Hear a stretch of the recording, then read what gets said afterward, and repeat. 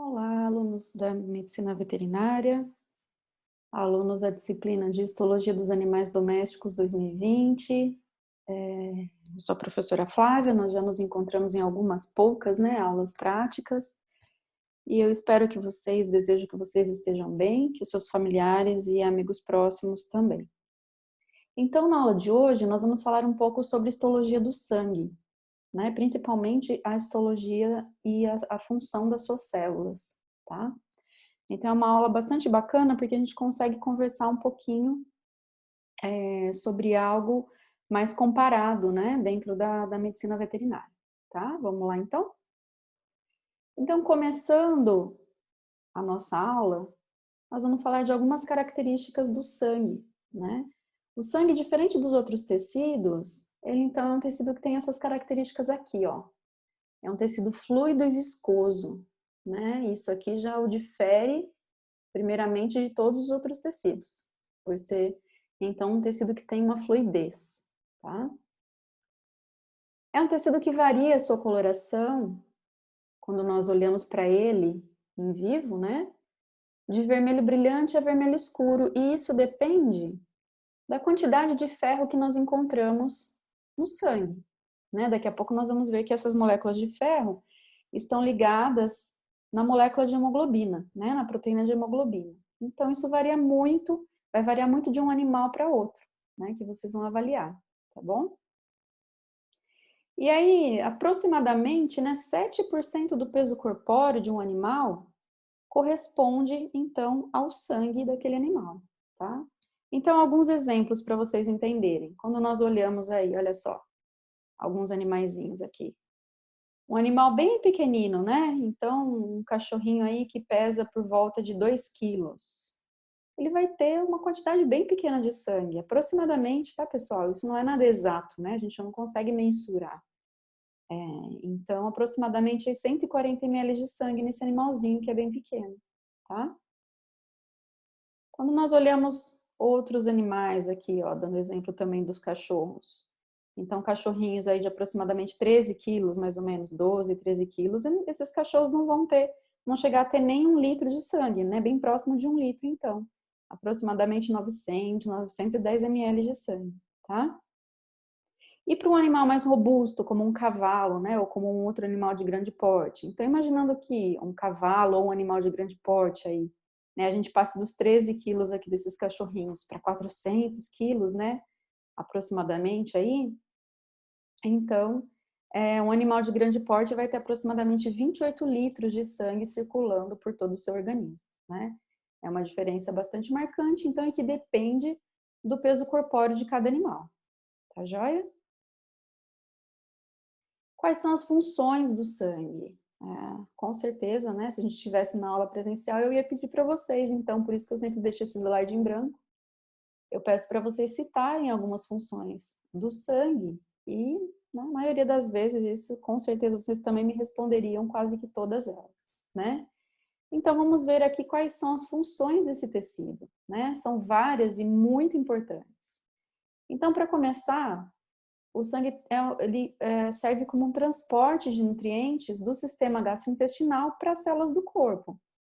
Então, após a alimentação do animal, né, após a digestão, ou seja, a quebra do alimento em pequenas moléculas, em moléculas que podem ser absorvidas, essas moléculas caem na corrente sanguínea do próprio sistema gastrointestinal, né? E aí essas moléculas então circulam para todas as células do sangue, são entregues para as células do corpo, desculpem, através do sangue, né? Então, função primordial aí para a nutrição das células do corpo.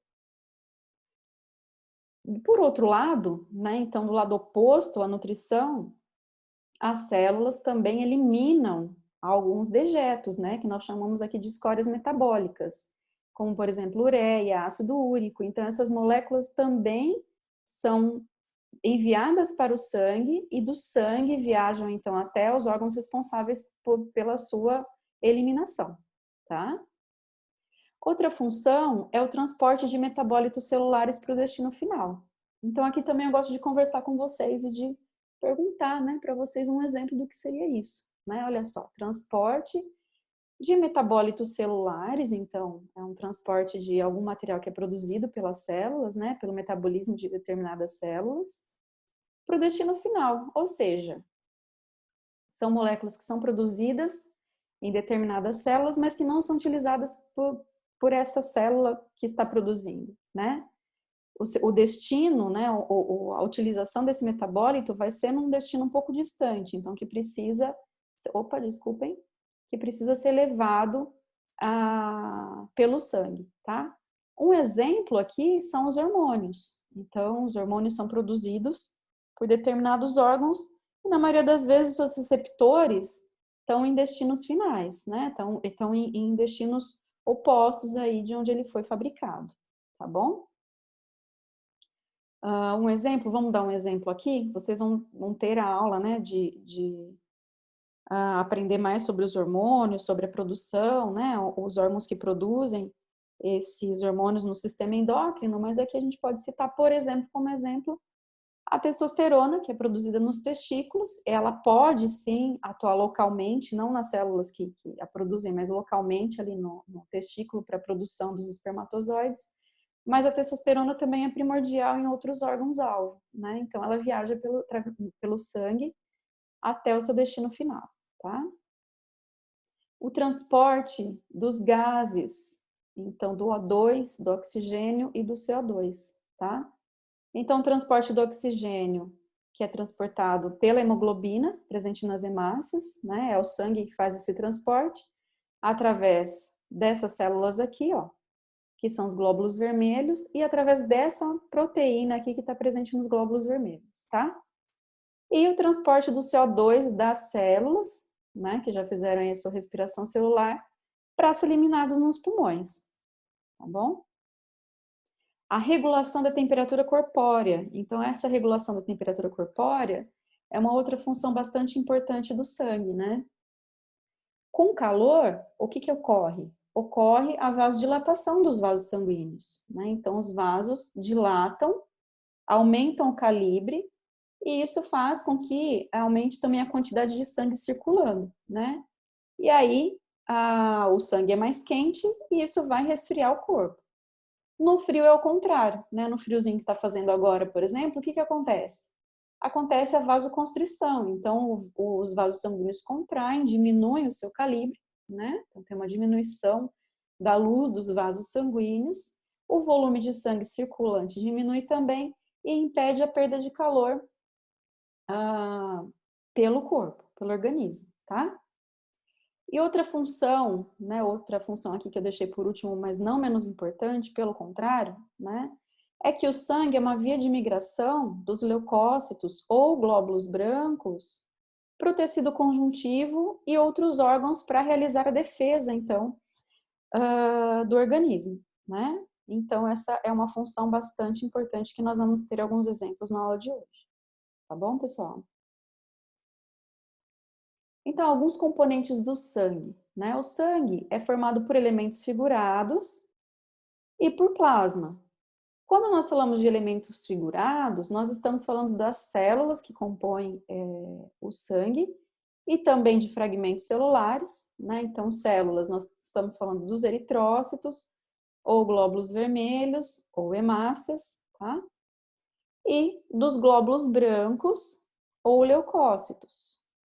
E também nós temos como elemento figurado as plaquetas, que não são células. As plaquetas não são células. As plaquetas são fragmentos celulares, que são formados a partir de uma grande célula, uma grande gigante célula, lá na medula óssea vermelha. Tá? A gente vai ver então na próxima aula, que é a aula de hemocitopoese. Tudo bem? O plasma, por sua vez, é formado majoritariamente por água, então a grande porcentagem aí de constituição do plasma é água, e por outras proteínas e solutos. Dentre essas proteínas, nós temos proteínas bastante importantes, como por exemplo a albumina, né? A albumina, que é uma proteína bastante presente no sangue, olha, tem uma grande porcentagem aí de ocupação do volume do plasma, né? É a principal proteína, na verdade, do plasma sanguíneo. Essa proteína ela é sintetizada lá no fígado pelos hepatócitos e ela é fundamental na manutenção da pressão osmótica do organismo, tá? Nós temos aí as globulinas, que são os anticorpos circulantes. Olha que importância, então, né, desse constituinte do plasma. O fibrinogênio, que é uma proteína bastante importante também, né, e que no momento de hemostasia vai dar a origem à fibrina, tá? A gente vai falar disso mais para o final da aula de hoje. E outras proteínas regulatórias. E alguns solutos que também são transportados, né? A gente já falou até de algum deles aqui, pelo sangue, como eletrólitos, nutrientes, os gases respiratórios e os dejetos celulares. Como é que nós podemos estudar o sangue? Então, pensando, né, em vocês que vão fazer estágio na clínica, vão acompanhar vários laboratórios, né? Essa aula de hoje é uma aula muito importante na carreira de vocês. Não estou dizendo porque é uma aula de histologia, não. Pelo contrário, vocês vão ver vão falar sobre o sangue aqui hoje, na histologia, e depois inúmeras vezes em outras disciplinas, né? Então, vocês vão utilizar muito o sangue como um método de estudo, de análise do que o paciente de vocês tem. E aí, como é que vocês podem analisar esse sangue? Eu coloquei aqui duas formas, basicamente, né, de análise do sangue que corriqueiramente vocês vão utilizar muito na clínica, tá? Para quem for na clínica ou quem for fazer estágio na clínica também vai visualizar muito esses dois mecanismos de estudo. Um deles é a centrifugação do sangue, né? Então, o paciente de vocês chega, né, um animal de pequeno ou grande porte, chega na clínica, o dono desse animal, então, né, diz que faz a queixa aí de alguma doença, ou que o animal não está muito bem, que ele está estranho. Vocês vão fazer primeiramente a anamnese, né, desse paciente, então vão verificar como está a temperatura, batimento cardíaco, entre outras análises, né, outras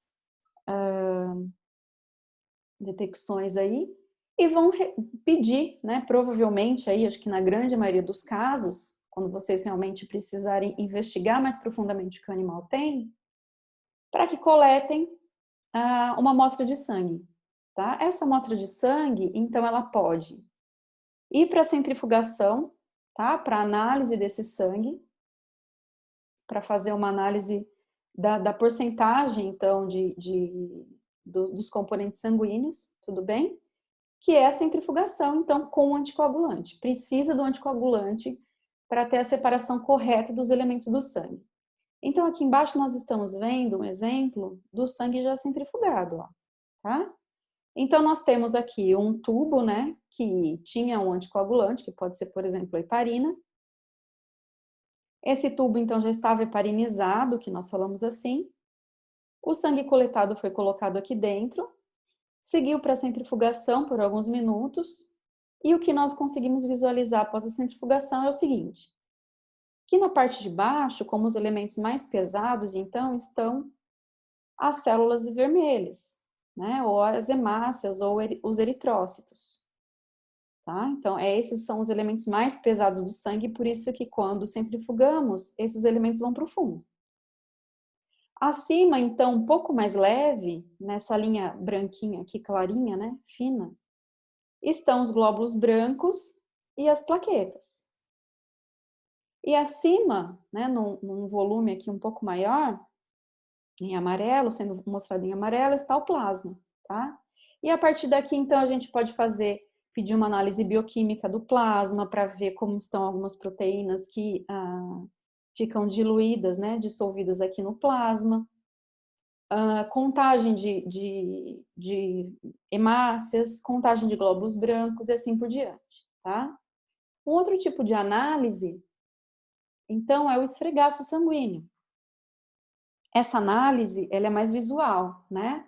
E é o esfregaço sanguíneo que a gente utiliza como lâmina para o estudo do sangue na nossa aula prática, tá? Bom, o esfregaço sanguíneo, como ele é feito? É muito fácil de ser feito, tá? Então, retira-se uma gota de sangue do animal, Essa gota de sangue é colocada em uma lâmina de vidro que está deitada aqui, ó, em uma lâmina limpa, né, de vidro. Com outra lâmina de vidro, né, eu deito um pouquinho essa lâmina aqui, mais ou menos em 45 graus, uma lâmina limpa também.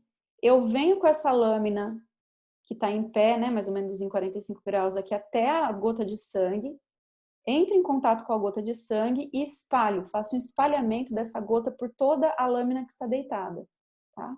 Vendo por outro ângulo é exatamente isso aqui, ó. Então eu espalho o sangue por toda a lâmina que está deitada, tá? Deixo secar, fixo então essas células para que elas fiquem íntegras, né? A gente consiga estudar as células como elas são mesmo. E faço uma coloração. Essa coloração, geralmente, é utilizado uma mistura de corantes. Então, é utilizado uma mistura de corantes acidófilos e corantes basófilos, né? Um exemplo dessa mistura é essa coloração guinça, que é muito utilizada em laboratório de análises clínicas. Bom, o que eu vou ver, então, ao microscópio óptico? Eu vejo, consigo ver a quantidade, né? A proporção de células vermelhas, então de glóbulos vermelhos que eu tenho, para glóbulos brancos, isso num esfregaço de mamífero, né, pessoal? Por isso que eu tô dizendo que aqui são os glóbulos vermelhos, porque são células anucleadas, ó, tá?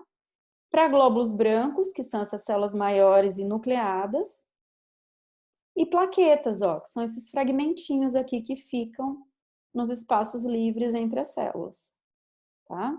Inclusive, é muito comum no esfregaço sanguíneo a gente encontrar essas plaquetas aglomeradas. Então, esse é um estudo mais técnico, mas que vai dizer muito para a gente, né?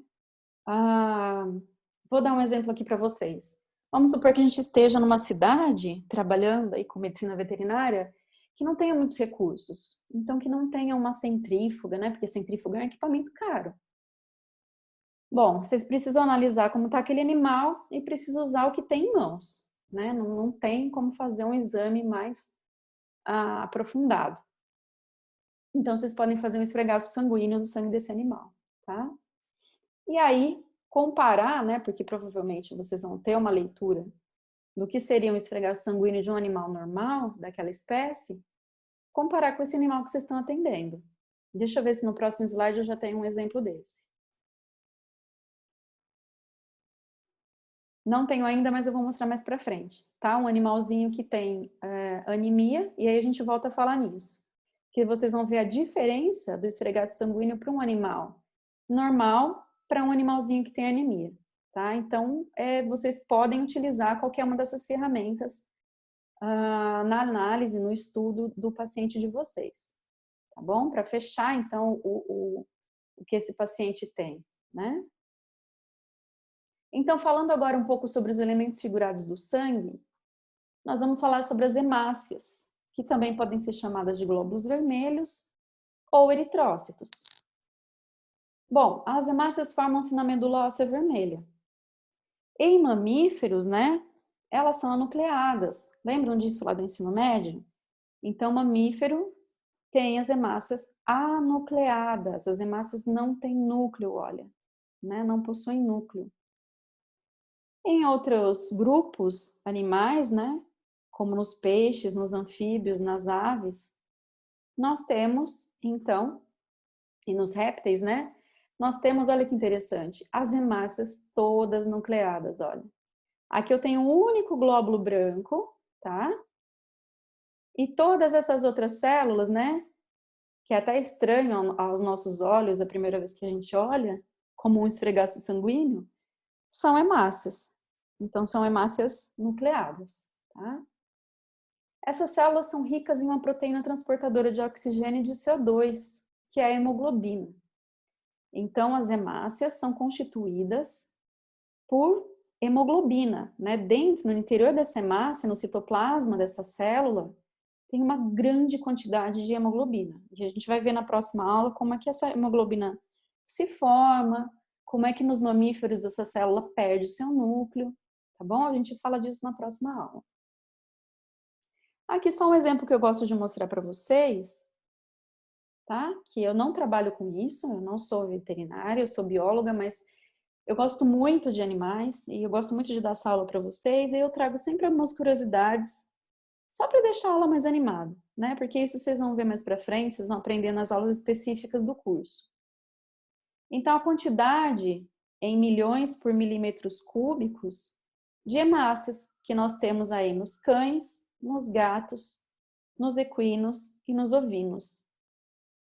Aqui, olha, tem uma variação, né? Eu acho que dependendo do tamanho do animal. Então, de 5 milhões até 8 milhões e meio de hemácias por milímetros cúbicos. E assim vai para cada determinada espécie que nós estamos vendo, tá? Bom, as hemácias têm uma forma, uma morfologia muito interessante. Então, trata-se, pessoal, de um disco bicôncavo. É uma célula que é bicôncava. Olha só, que interessante, né? É uma célula que tem essa padronização, né? E isso aumenta a sua superfície de contato, aí a sua superfície, o seu volume celular, na verdade, em 20 a 30%, em questão de área celular. Olha que interessante, né?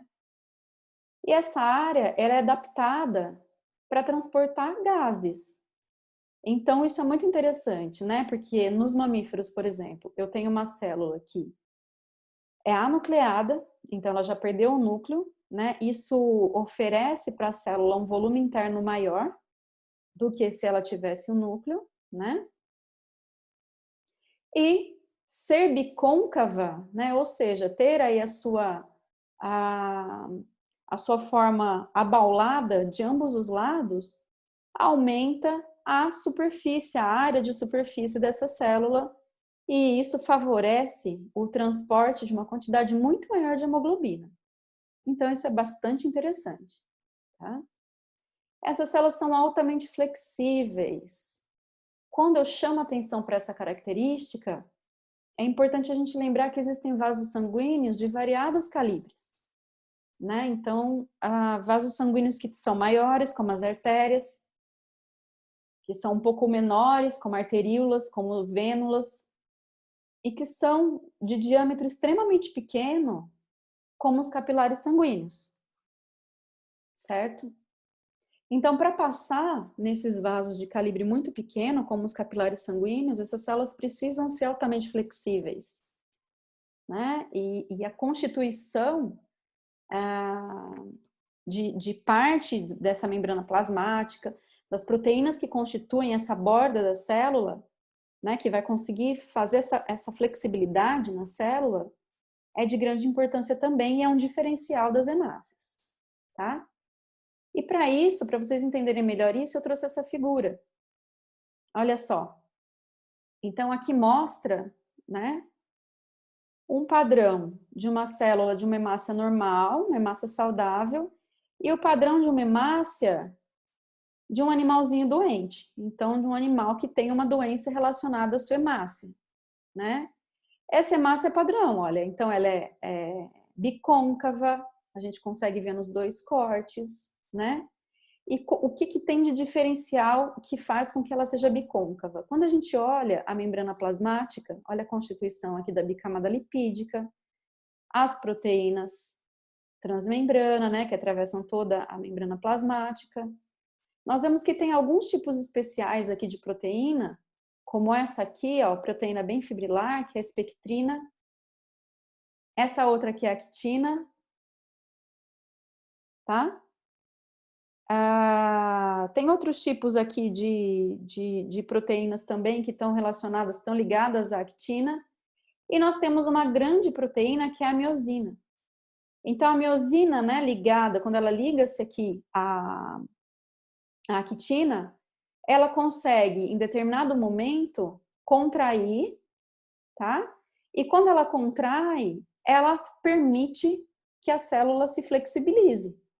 Então, ela altera a formação, a forma dessa célula, que passa a ser de aberta, né, de um disco bicôncavo aqui aberto para uma célula dobrada e consegue, então, atravessar os vasos de pequeno calibre, né? Nesse outro exemplo aqui, esse arranjo é perdido, apesar, olha, da hemácia desse animalzinho ter todos os elementos que eu citei acima, então a espectrina, os conjuntos de actina ligados à espectrina, ter também a miosina não consegue se ligar à actina e deixa então essa célula completamente relaxada, né? Essa célula não consegue formar então esse disco bicôncavo e muito menos passar em determinados calibres de vasos, né? Existe uma dificuldade aí, tá bom? Então, para vocês entenderem um pouco melhor a biologia celular aí da membrana plasmática, totalmente diferenciada das hemácias. Falando um pouquinho então da hemoglobina, né? Essas hemácias são altamente acidófilas. Olha que interessante. Quando a gente olha um esfregaço sanguíneo, como esse aqui que eu mostrei, ó, anteriormente, olha a coloração dessas hemácias, né? Elas são completamente acidófilas. Quando a gente consegue comparar com um núcleo que é basófilo, então, ó, o citoplasma se destaca completamente, né? Então, mostrando que essas hemácias têm o citoplasma completamente acidófilo. E por que esse citoplasma é completamente acidófilo? Pela grande quantidade de proteína que tem no seu interior, né? Pelas proteínas de hemoglobina que nós temos no seu interior. Então, como é essa proteína? A hemoglobina, olhem essa figura aqui dela, ó. Ela é formada por 4 distintas cadeias polipeptídicas, cada uma aqui representada de uma cor, ó. Então, eu tenho a cadeia alfa 1, alfa 2, beta 1 e beta 2, né? Todas dobradas, muito bem dobradas aqui, ó. Então, são proteínas quaternárias aí, tá bom? Bom, então, cada uma dessas cadeias polipeptídicas, mostradas aqui de uma cor, elas apresentam um grupamento M no seu interior. Então, cada cadeia polipeptídica, cada uma delas, ó, tem um grupamento M que está sendo mostrado em vermelho aqui no seu interior, certo? E a cada grupamento M desse está ligado a uma molécula de ferro. Olha, então quando a gente olha esse esquema aqui do lado, aqui nós temos um exemplo desse grupamento M, ó, e a molécula de ferro ligada a ele. Como é que a hemoglobina faz o transporte de oxigênio? Cada molécula de oxigênio se liga a uma molécula de ferro. Então, vejam, aqui eu tenho uma hemoglobina com as suas 4 cadeias polipeptídicas. Cada cadeia polipeptídica tem uma molécula de ferro que está ligada ao seu grupamento M. Portanto, cada cadeia polipeptídica consegue transportar uma molécula de oxigênio. Então, uma molécula, né, uma proteína hemoglobina transporta 4 moléculas de oxigênio. Tudo bem? Então, imagine a quantidade de moléculas de oxigênio que podem ser transportadas dentro de uma hemácia, já que a hemácia, principalmente dos mamíferos aí que não tem núcleo, é um aglomerado de hemoglobinas, tá? E nós temos 3 tipos específicos de hemoglobina, que é a hemoglobina A1, que é a mais encontrada aí no adulto, 97% da hemoglobina do adulto é a do tipo A1. A do tipo A2, que ocorre em uma frequência um pouco menor, bem menor, né? E a hemoglobina F, fetal, tá? Que ela é encontrada principalmente nos fetos, né? No feto em desenvolvimento, e ela vai diminuindo conforme o desenvolvimento pós-natal. Olha aí o que eu queria mostrar para vocês, quando eu disse que quando vocês forem analisar um animalzinho, e às vezes vocês não vão ter um equipamento, né, tão requintado para fazer análise do sangue, vocês podem fazer um hemograma. Aqui nós conseguimos ver, e vocês vão fazer isso direto, né, na clínica, nos estágios aí, por exemplo, de clínica de pequenos, né, que aqui são cães. Vocês vão analisar primeiramente a mucosa desse animal, a mucosa ocular ou a mucosa oral, né, como vocês estão vendo aqui. Por quê? Porque essa mucosa é altamente vascularizada e ela mostra pra gente como tá a quantidade de sangue desse animal, né? A quantidade principalmente de glóbulos vermelhos, que transfere aí uma cor para esse sangue. Então esse aqui é um animal saudável, cujos níveis, ó, de hemoglobina no sangue estão normais, então, né, esse animal não tem anemia, né, porque nós temos as moléculas de ferro aqui mostrando isso. E um animalzinho anêmico, que está com poucas células vermelhas, né, poucos glóbulos vermelhos, e aí isso foi visto primeiramente aqui na anamnese, e depois conferido no teste do esfregaço sanguíneo desse animal, tá? Então, vocês vão fazer isso muito na carreira de vocês e também durante a graduação nos estágios. Então, aqui é um exemplo real, né? O outro era um esquema só. Aqui nós temos o esfregaço de um cão normal, com muitas hemácias. Aqui nós podemos ver 2 glóbulos brancos que apareceram, né? Nesse campo visual.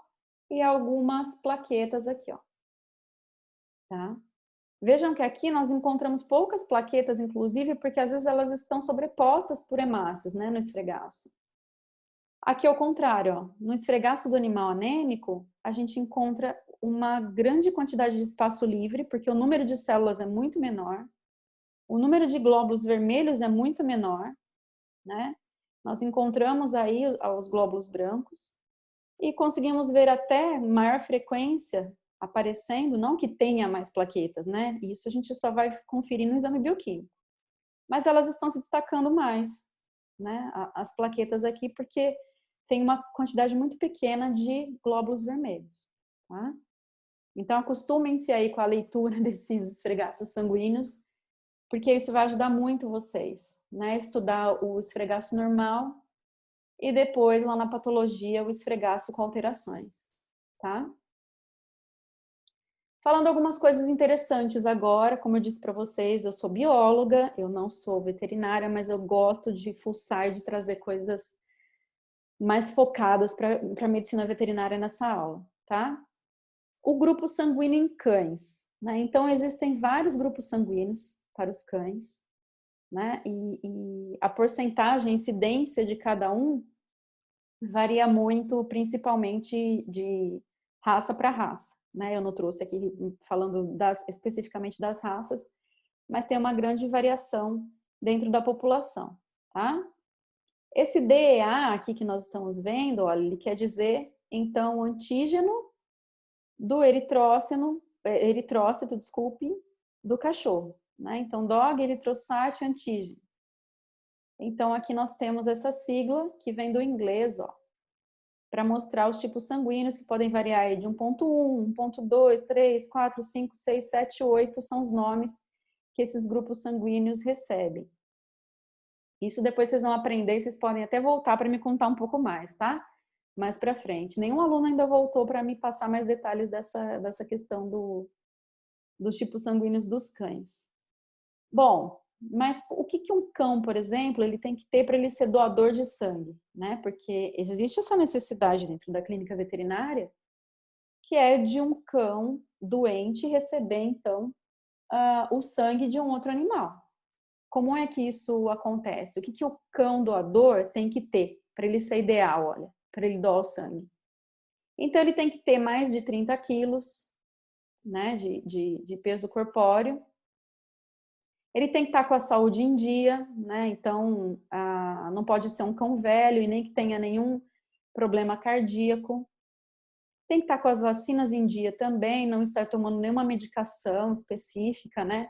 Para algum tipo de tratamento. Ele tem que ter sido vermifugado há pouco tempo, então tem que estar com o vermífugo em dia e ser um animal calmo, né? Porque a coleta, ela não deixa de ser invasiva, né? Não é um procedimento tão invasivo, mas o animal vai ser furado, ele precisa ficar quietinho por um tempo, então ele tem que ser um animal calmo. E os cachorros, olha que bacana, eles podem doar sangue de 5 a 6 vezes no ano se eles estiverem com todas essas características em dia, né?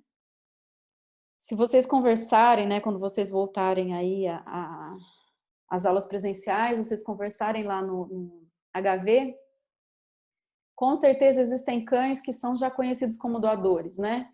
Que o dono vem trazer toda vez que precisa, o dono vê lá que o HV está precisando, já corre levar, então são realmente cães que participam e que são heróis, né? Que ajudam outros animaizinhos. Aqui eu trouxe também só como curiosidade, né? Eu peguei essa informação desse site aqui, ó. Depois vocês podem entrar nesse site se vocês quiserem mais informações. É que, ao contrário dos seres humanos, olha que bacana, os cachorros podem receber qualquer tipo de sangue na primeira transfusão, sem que ocorra rejeição. A gente sabe que para o ser humano isso não pode acontecer. Tem que ser o tipo específico, senão vai ocorrer rejeição e muitos problemas, né? Inclusive, pode chegar a óbito o paciente. Só que numa segunda transfusão, para os cães, né? Caso o cão precise de uma segunda ou outra transfusão, ela precisa ser específica, né? E aí precisa ser do tipo sanguíneo desse animalzinho, né? Então, mais uma curiosidade aí para vocês, que eu sei que vocês gostam, tá? Sobre os cães. E os grupos sanguíneos em gatos? Então, olha, os grupos sanguíneos em gatos, os gatos podem ter 3 tipos de grupos sanguíneos, o A, o B e o AB, né? O A é o mais comum, o B é mais raro e o AB é extremamente raro, né? Eles não podem ser doadores, ó. Então, aqui tem um gatinho, né? Lembrando que eles também vão precisar de doação de sangue. A mesma coisa que eu falei para os cães servem aqui para eles, mas tem outros parâmetros de peso, por exemplo, né? E dos tipos sanguíneos, o A, ele pode doar somente para o A, ou ele pode doar as suas células vermelhas, né? As células vermelhas aqui de red blood cells, para o tipo AB, né? O AB só pode doar para o AB e o B somente para o B, tá? Então, para vocês também conhecerem um pouquinho aí desses grupos sanguíneos dos gatos, e vocês vão aprimorar muito bem esse assunto mais para frente nas aulas da veterinária, né? Específicas dentro do hospital veterinário. Então, continuando a nossa aula, nós vamos falar agora de outros elementos figurados que são os leucócitos ou glóbulos brancos, tá? Bom, os leucócitos são células esféricas, olha, encontradas, né, em suspensão no sangue. São vários os tipos de leucócitos, nós vamos ver aqui hoje, né? E que tem uma função primordial e muito importante. Participam da defesa do organismo, né? Esses leucócitos, ou glóbulos brancos, eles podem ser divididos em dois tipos. E são classificados assim, olha, como granulócitos ou agranulócitos. Isso depende da presença ou não de grânulos específicos. Então, quando eles são chamados de granulócitos, é porque eles têm grânulos específicos. Cada um desses granulócitos tem um tipo de grânulo contendo algum tipo de proteína ou de enzima que o outro não tem. E os glóbulos brancos agranulócitos não têm esses grânulos específicos, tá? Só que, olha que interessante, todos os leucócitos, sejam eles granulócitos ou agranulócitos, possuem grânulos inespecíficos, que são chamados de grânulos porque são corados, né? Podem ser visualizados aí quando a gente analisa, por exemplo, no microscópio eletrônico. São os lisossomos. Então, são essas organelas, essas pequenas organelas aqui, os lisossomos, tá? Então, vamos repetir mais uma vez. Os granulócitos são glóbulos brancos que têm grânulos específicos. Os agranulócitos não têm grânulos específicos. Mas ambos têm lisossomos que são chamados de grânulos inespecíficos porque estão em grande quantidade nessas células. Tá bom? Vamos começar falando então dos leucócitos granulócitos, que são aqueles que têm os grânulos específicos. Bom, nós temos 3 tipos. Os granulócitos neutrófilos, que estão aí em maior porcentagem no sangue, né? São os granulócitos mais presentes no sangue. Os granulócitos eosinófilos, que tem de 1 a 3% apenas na corrente sanguínea. E os granulócitos basófilos, que esses são, então, mais difíceis de serem encontrados, que nós temos de 0,5% a 1% desses basófilos. Vamos falar um pouquinho de cada um deles agora? Começando pelos neutrófilos, né? Então, esse é um leucócito granulócito que tem os grânulos específicos, que estão corados aqui, olha, mais escuros, e tem os grânulos inespecíficos ou azurófilos, que são os lisossomos. Como é que eu diferencio esse granulócito dos outros dois? Bom, olha que interessante. O núcleo dos neutrófilos é um núcleo que tem de 3 a 5 lóbulos. O que são lóbulos? São partes maiores, ó, de cromatina. Então, aqui eu consigo ver uma, duas, três. Então, esse aqui tem 3 partes, 3 lóbulos de cromatina unidos por uma ponte fina, uma fina ponte de cromatina, né? Por uma linhazinha de cromatina. Tudo bem? Então, não são 3 a 5 núcleos, não. São 3 a 5 lóbulos nucleares. Tudo bem? O citoplasma desse neutrófilo é preenchido por grânulos. Existem poucas organelas de síntese proteica nessa célula. Por quê? Porque essa célula já é uma célula madura. O que ela tinha que produzir de proteínas específicas, ela já produziu. Né? Ela não vai produzir mais agora, ela já está pronta para atuar. Tudo bem? Essas células aumentam na inflamação e vão atuar como primeira linha de defesa contra organismos invasores. Então, contra organismos que elas detectarem, né, como organismos estranhos ou corpos estranhos. Elas fagocitam, por exemplo, bactérias, fungos, né? Então, é uma defesa contra a invasão de micro-organismos. Uma defesa muito importante. Né? Então, atua como primeira linha de defesa mesmo. E aí, a partir disso, outras células da defesa imune vão chegar e vão continuar essa defesa do organismo para liquidar, né, para exterminar esse invasor. Tudo bem? Então, os neutrófilos são muito importantes por isso. Vamos ver mais a fundo aqui um pouquinho esses neutrófilos? Então, quais são os grânulos específicos?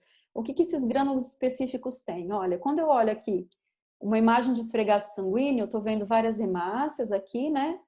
E olha que bonito, 3 neutrófilos, ó, tá? Então, eu tenho aqui 1, aqui 2 e aqui o terceiro neutrófilo. Esses neutrófilos, parece que eles têm 4 lóbulos nucleares, ó. Então, aqui eu conto 1, 2, 3, 4.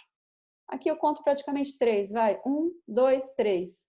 Aqui também parece que tem 4, ó. 1, 2, 3 e 4. E como é que eles estão ligados? Olha como essa ponte de cromatina é fininha, ó. É uma linha mesmo, é uma ponte de cromatina que faz a conexão dessas partes maiores do núcleo. Quando a gente olha uma célula dessa aqui na microscopia eletrônica, parece que os lóbulos foram desconectados, ó, mas não é isso. É porque, lembra que o professor Sérgio já explicou para vocês isso em sala de aula. Quando a gente faz cortes histológicos, e aqui a gente fez também corte para analisar essa célula no microscópio eletrônico, não é toda a profundidade da célula que a gente consegue pegar em um corte, né? Então, aqui, como a ponte de cromatina é muito fina, nós não estamos conseguindo ver a conexão entre esses lóbulos, mas essa conexão existe, tudo bem? Olha que bonito aqui, ó, o complexo de Golgi que tem. Apesar de serem poucas as organelas de síntese, aqui a gente consegue ver, né, um complexo de Golgi. E nós estamos vendo também, na microscopia eletrônica de transmissão, os grânulos específicos dessa célula, que são esses aqui mais clarinhos, ó, vindo um pouquinho para cá, então outros grânulos mais claros. E os grânulos azurófilos, que são os lisossomos, ó, que são esses mais escuros, mais eletrondensos, né? Que na microscopia eletrônica de transmissão está aparecendo escuro. Então, esses são os grânulos azurófilos ou inespecíficos, tá? Por que essa célula se chama neutrófilo? Porque os grânulos específicos são muito clarinhos, são muito neutros e eles aparecem pouquíssimo, ó, na microscopia de luz. Flávia, o que esses grânulos específicos têm, hein? Que eles acabam com os invasores, que eles conseguem atuar como primeira linha de defesa do organismo. Tem muitas enzimas. Então, nós temos aqui fosfolipase, colagenase, que já conseguem destruir a parte dos organismos, dos corpos estranhos, né? Lactoferrina e lisozima, que são enzimas específicas para destruição da parede celular da bactéria. Então, aqui a fosfolipase consegue destruir o quê? A membrana plasmática, né, desse invasor. E essas específicas aqui, ó, a lactoferrina e a lisoenzima consegue destruir a parede celular, né, dessa bactéria. E os grânulos inespecíficos, então, que tem os lisossomos contendo hidrolases ácidas. Tá bom? Gostaram de saber, então, um pouquinho sobre essa célula, que é o granulócito mais presente no sangue e é o granulócito que atua como primeira linha de defesa contra invasores. O outro granulócito, então, é o eosinófilo, né, que tem aí de 1 a 3% só no sangue. Dentre os granulócitos, ele representa 1 a 3%. E peço desculpa já aqui por essa imagem ter ficado quadriculada, tá? Nessa projeção não ficou muito bom, mas eu já vou explicar para vocês o que é. Os eosinófilos, primeiramente eu gostaria de contar para vocês que eles recebem esse nome realmente por causa da eosina. Então, da marcação da eosina. A eosina marca essas células de forma que os grânulos fiquem bem alaranjados, né? Marcados realmente por esse corante. Bom, Flávio, se você está falando isso, eu aprendi lá com o professor Sérgio, basofilia e acidofilia. Eu aprendi, então, que a eosina é um corante com carga negativa, né, cuja carga negativa predomina aí nas suas moléculas do corante e que ela vai atrair, então, moléculas celulares com carga positiva, né, cuja carga positiva predomina, que são proteínas, por exemplo. Sim, então existe uma grande quantidade de proteínas formando esses grânulos aqui, ó, né? E aí eles se coram fortemente pela eosina. Então, como é o núcleo dessa célula? O núcleo do eosinófilo é um núcleo bilobado. A gente fala que é como se fosse um fone de ouvido daqueles maiores que a gente usa na cabeça, sabe? Então, ele parece um fone de ouvido, ó. É um núcleo bilobado, tá? E cada lóbulo também é ligado pela ponte de cromatina.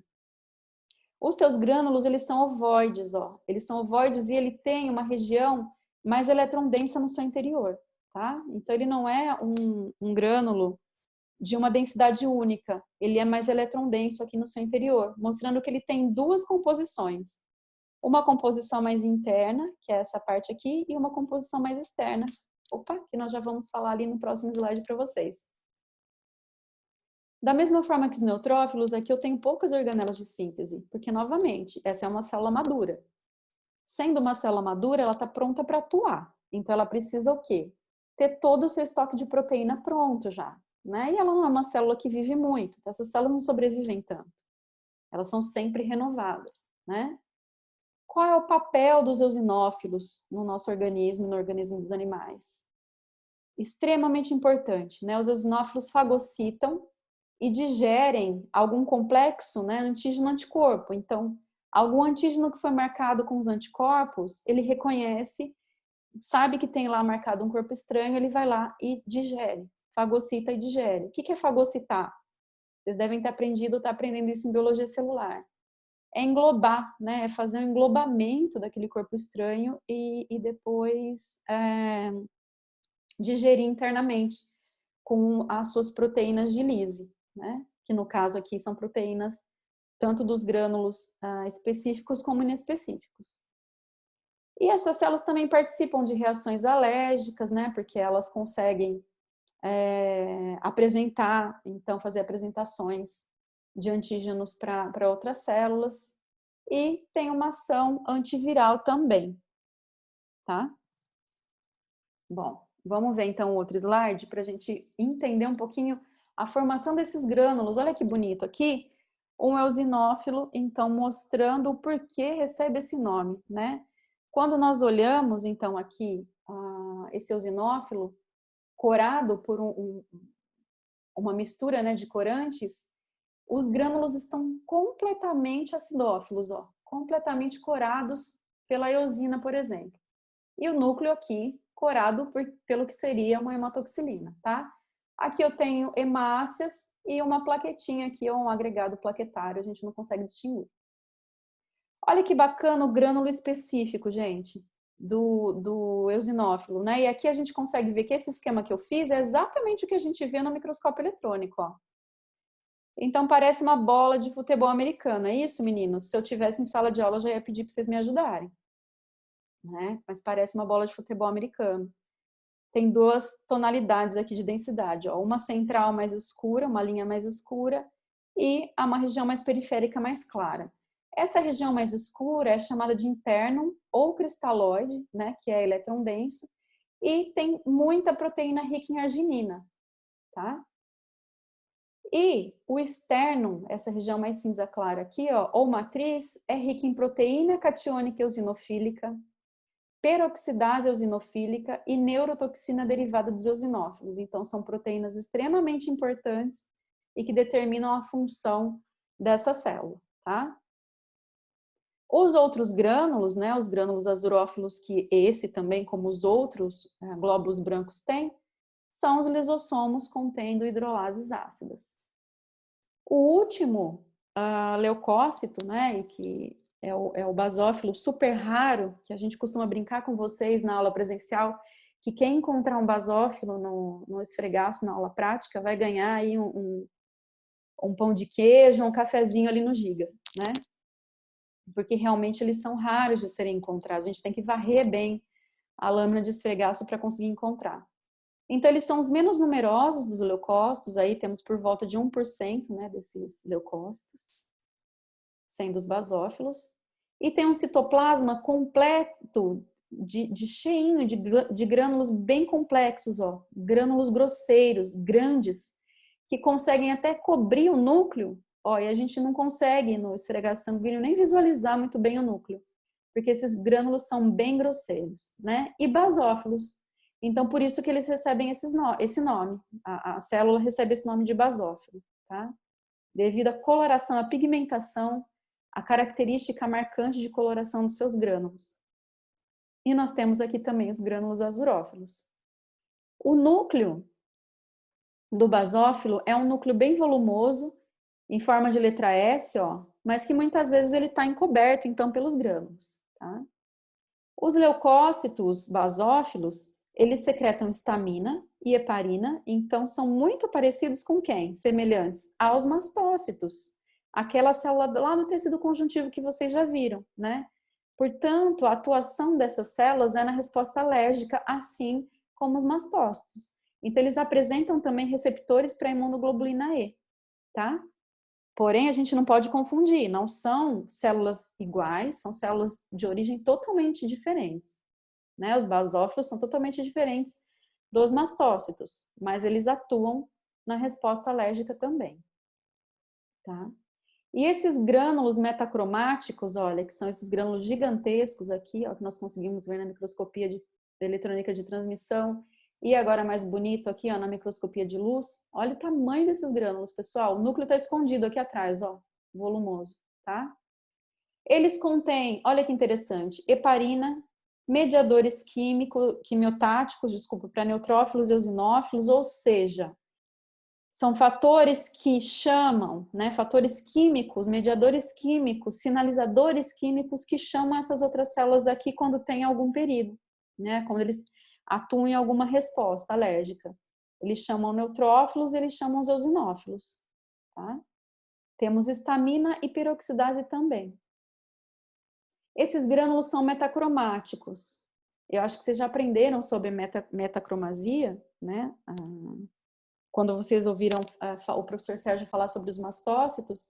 Então, esses grânulos aqui também são metacromáticos pela mesma razão. Então, os mastócitos também têm heparina nos seus grânulos, né? E a heparina favorece, então, essa característica da metacromasia, que é o quê? Alterar a cor normal, né? A cor tradicional do corante. O corante aqui, por exemplo, ele é mais azulado, ó. Mas essa metacromasia deixa mais arroxeado, mais púrpura, tá?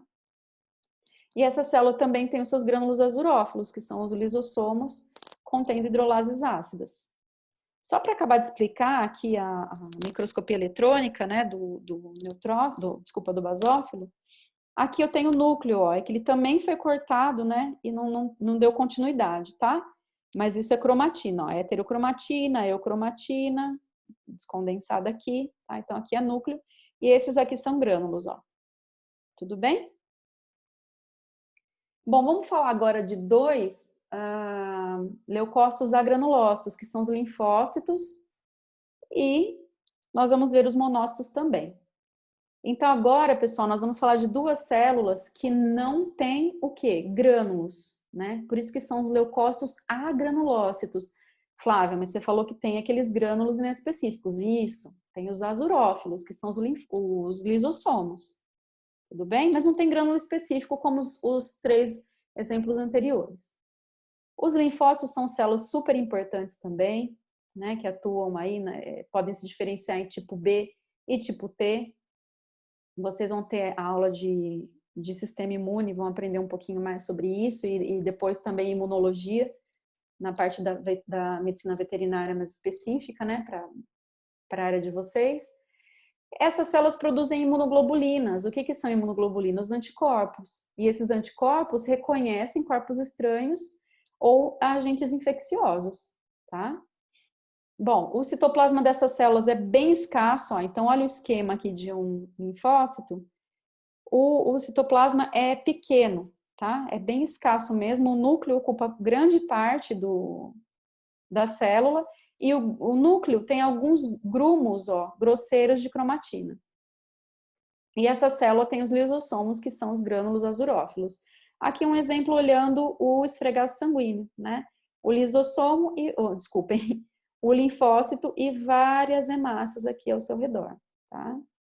Então, olhando o esfregaço sanguíneo, a gente diferencia um linfócito dos demais glóbulos brancos por encontrar, então, uma célula nucleada, cujo núcleo é bem volumoso, né, e arredondado, ovalado, e que ocupa grande porcentagem da célula. É um pouco excêntrico esse núcleo, ó, aqui, um pouco excêntrico, e o citoplasma da célula é bem escasso, tá?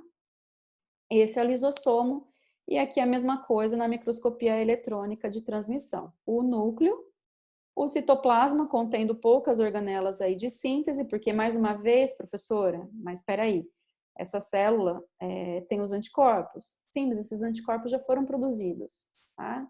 Essas células são células que atuam no sistema imune, né? Mas cujos anticorpos já foram, então, produzidos, tá? Tem poucas organelas de síntese, não há necessidade. Como eu disse para vocês, essas células duram poucos dias, aí no sangue são renovadas e outras células novas chegam contendo mais anticorpos. O último tipo de leucócito que eu vou apresentar para vocês são os monócitos. Então, também trata-se de um leucócito agranulócito, ou seja, que só tem os grânulos azurófilos, não tem nenhum grânulo específico. São as maiores células do sangue, estão aí numa porcentagem de 3 a 8% dos leucócitos, tá? O citoplasma é bem clarinho, o núcleo também é bem clarinho. Agora, diferente das outras células, tem um tipo de organela que essa célula tem bastante, né? Que são o quê? O complexo de Golgi é muito grande, né? Então, essa célula tem bastante complexo de Golgi, né? Um complexo de Golgi bastante evoluído para a síntese dos lisossomos, né?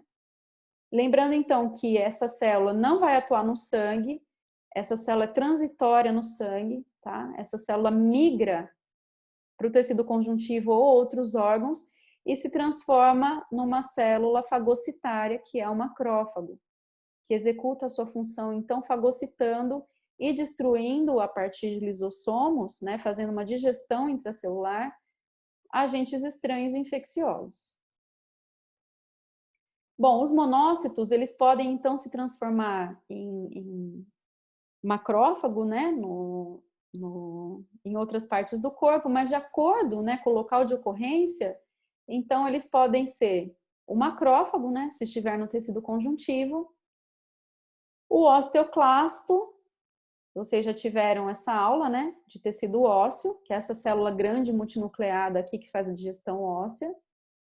Uma célula gigante multinucleada também é uma célula bem rara de encontrar e ocorre em determinadas afecções, determinadas doenças aí, mas também ela é formada a partir da fusão de vários macrófagos, né? Lembrando aqui, cada núcleo seria de um macrófago. E a micróglia lá no tecido nervoso, né? Então vejam a importância do monócito circulante no sangue e a importância da sua distribuição em determinados tecidos, né? Quando ele extravasa o vaso sanguíneo cai em determinados tecidos do corpo aí para executar, se transformar em macrófago ou uma dessas células e executar suas funções. Visualização aqui de um monócito no sangue, então, no esfregaço sanguíneo é uma célula grande, pessoal. Olha, quando a gente compara com a hemácia, é uma célula aí que eu, né, acho que eu falaria para vocês, um monócito para cada 4, mais ou menos, hemácias, né? É uma célula bastante grande. Então, que tem um tempo de vida curto no sangue, mas que pode durar meses aí no tecido conjuntivo e outros órgãos, tá? Então, o complexo de Golgi é uma organela que está bastante evoluída aqui, né? Bastante desenvolvida para a formação dos lisossomos que depois vão ser super importantes na função, na determinação da função dos macrófagos, tá? As plaquetas, então, para a gente finalizar a nossa aula, são fragmentos celulares, tá? Não são células, mas elas são compõem os elementos figurados do sangue, né? Então, elas são fragmentos celulares pequenos, redondos, tá? Originados dos megacariócitos que nós vamos ver na próxima aula. Os megacariócitos que ficam na medula óssea, né? Então, esses megacariócitos não vão para o sangue. As plaquetas são produzidas na luz do vaso sanguíneo que está lá na medula óssea vermelha, tá? Qual é a importância das plaquetas, pessoal? As plaquetas promovem a coagulação do sangue, então uma importância enorme dentro da hemostasia, né? Adesão e agregação plaquetária para o fechamento de lesões em vasos sanguíneos, tá? Nos esfregaços sanguíneos, elas aparecem aglutinadas, ó. Então, aqui a gente pode ver uma aglutinação de plaquetas, mais plaquetas aqui aglutinadas próximo a esse neutrófilo, aqui mais plaquetas também, tá? E elas aqui aglutinadas, olha, que bonitinha, né? Que tem várias, ó. Cada uma dessas aqui, ó, que eu tô apontando para vocês, circulando, é uma plaqueta, isso é uma aglutinação delas, tudo isso é uma aglutinação de plaquetas visualizada, então, na microscopia eletrônica de transmissão, tá? As plaquetas, elas têm duas regiões, então uma região mais externa que é chamada de hialômero, tá? Esse hialômero aqui, ele é bastante importante, contém filamentos de actina, moléculas de miosina, que facilitam a contração dessas plaquetas, né? Principalmente no momento de agregação plaquetária, para promover o fechamento, né, de vasos sanguíneos, tá? E possuem também microtúbulos aqui, ó. E uma região interna que é chamada de granulômero ou cromômero, desculpem, que tem aqui demais organelas, né? Então, algumas organelas que acabam vindo nesses fragmentos celulares. E grânulos eletrondensos também aqui, contendo glicogênio, né? Contendo outras moléculas, tá? Esses canais aqui, olha, tem um sistema aqui de canais que é muito importante, né? Que existem na estrutura da plaqueta, que são importantes para o momento em que essas plaquetas vão atuar, né? Na cascata de coagulação e eliminar parte do conteúdo dos seus grânulos. Então, esses canais facilitam a liberação desses fatores aí para contribuírem na coagulação sanguínea, tá? Então, vamos passar para o próximo slide para a gente ver um exemplo aí da atuação das plaquetas na hemostasia, né? O que é hemostasia? Hemostasia, então, é um processo fisiológico, ó, de controle do sangramento quando ocorre uma lesão vascular. O que seria uma lesão vascular? Uma ruptura na parede do vaso sanguíneo. Então, o vaso sanguíneo se rompe por alguma, né, algo, pode ser um machucado, um corte, enfim. E começa a ocorrer um sangramento, né? Ou seja, uma perda de sangue através da ruptura desse vaso sanguíneo. Isso não é interessante para o nosso corpo. Então, precisa aí ter a ação da hemostasia, né? Que é esse processo fisiológico. É um processo bem complexo que hoje aqui a gente não vai falar de hemostasia, porque daria uma aula inteira de 2 ou 3 horas só para a gente falar disso, tá? Então, aqui é só um exemplo mesmo de como ela acontece. Então, vaso sanguíneo se rompeu, eu estou perdendo aqui, né, os sangues e componentes do sangue, vai começar o processo de hemostasia. Nesse processo, inicialmente, as plaquetas se agregam próximas a essa lesão, a esse espaçamento aí, né, de ruptura do vaso sanguíneo, elas se agregam, né? Elas são ativadas, então nesse momento elas são ativadas, circulando pelo sangue elas não estão ativadas. Ativadas, elas começam então a liberar produtos armazenados naqueles grânulos no seu interior por aqueles espaçamentos, né? Então, por aqueles sistemas de canais abertos que eu mostrei para vocês, olha, aqui ó, no slide anterior, tá? Por esses sistemas de canalículos abertos aqui, ela começa então a liberar esses componentes para que ocorra a coagulação sanguínea, tá? E nisso, o sangue também já está trabalhando, né? Para que venham outras células, se agreguem. Aqui nós temos hemácias agregadas. E nós vamos ter, pessoal, aqui a transformação do fibrinogênio em fibrina. Ó, a fibrina está sendo mostrado aqui como essas linhazinhas amarelas, ó, e ela serve como uma cola, né? Ela trabalha como uma cola biológica. Vocês já devem ter ouvido falar de cola de fibrina, por exemplo, que é utilizado para muitos fechamentos, né, de cortes, por exemplo, cirúrgicos, tá? E aqui, então, a formação desse complexo, né, dessa cascata de coagulação, vai evitar que o sangramento continue, e aí vai começar, então, a acontecer a cicatrização, o fechamento mesmo fisiológico desse vaso sanguíneo. Tudo bem? Então, para vocês entenderem a importância das plaquetas no processo de hemostasia, né, e fechamento dessa lesão do vaso sanguíneo. Para finalizar a aula, eu gostaria de mostrar para vocês a interpretação, né, de um hemograma. Vocês também vão utilizar muito visualização e interpretação de hemograma. Esse é um hemograma da FMVZ, ó, da faculdade de vocês, tá? Lá de 2016, de um cachorrinho que eu encontrei na Unesp, nesse estado aqui, ó. Então, alguém, né, não posso falar dono, porque o dono tem responsabilidade. Algum ser humano largou esse cachorro na Unesp, né? Ele estava nesse estado, cheirando podre, estava muito fedido.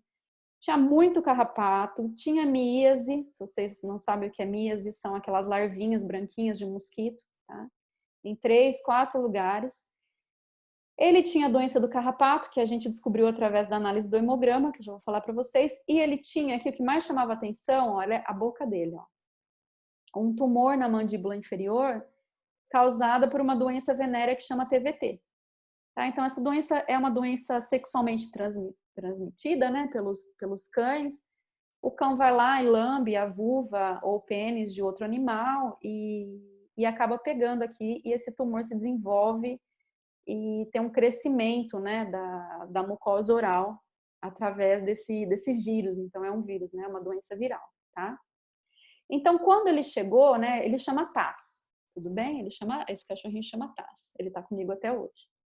Quando ele chegou em janeiro de 2015, a gente correu lá para a FMVZ com ele, as plaquetas dele estavam muito baixas, ele tinha 60 mil plaquetas por milímetro aqui, né, que é a medida que fazem. E ele tinha linfopenia, né? Os linfócitos dele também estavam muito baixos.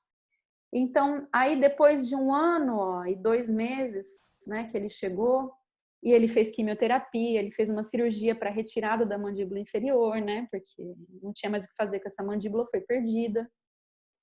Vamos olhar aqui as plaquetas, ó. As plaquetas já estavam de 60 mil no início, ó, 214 mil, né, não é um número tão alto, né, a plaqueta dos cães variam aí de 160 mil para 430 mil, então ele já estava recuperado, né, com 214 mil plaquetas.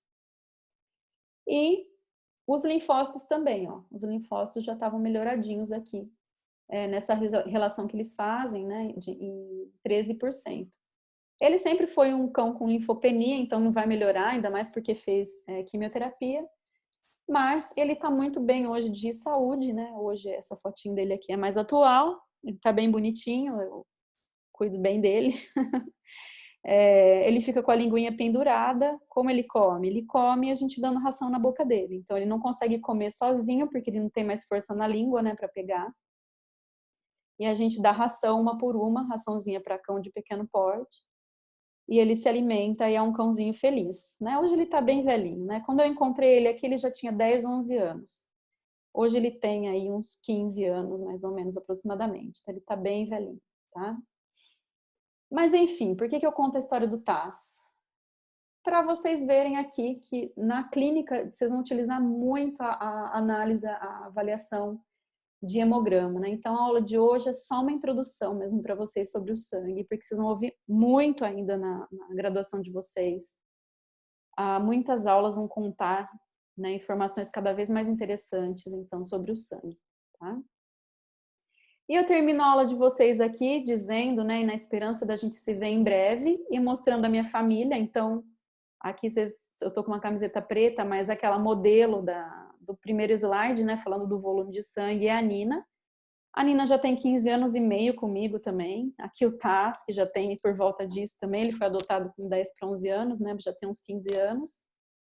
As outras duas modelos do slide também de volume do sangue, adotadas, né, a Raposa e a Doralice. Esse é meu marido, o Danilo Pinhal, que dá aula de evolução e de genética. E aqui os meus pimpolhos, que hoje estão com 10 meses, estão maiores que nessa foto, né? Mas o Rafael e o Henrico. Então eu mando para vocês, finalizo aí com essa foto da minha família, né? E desejo que a gente se veja muito em breve. E um abraço a todos.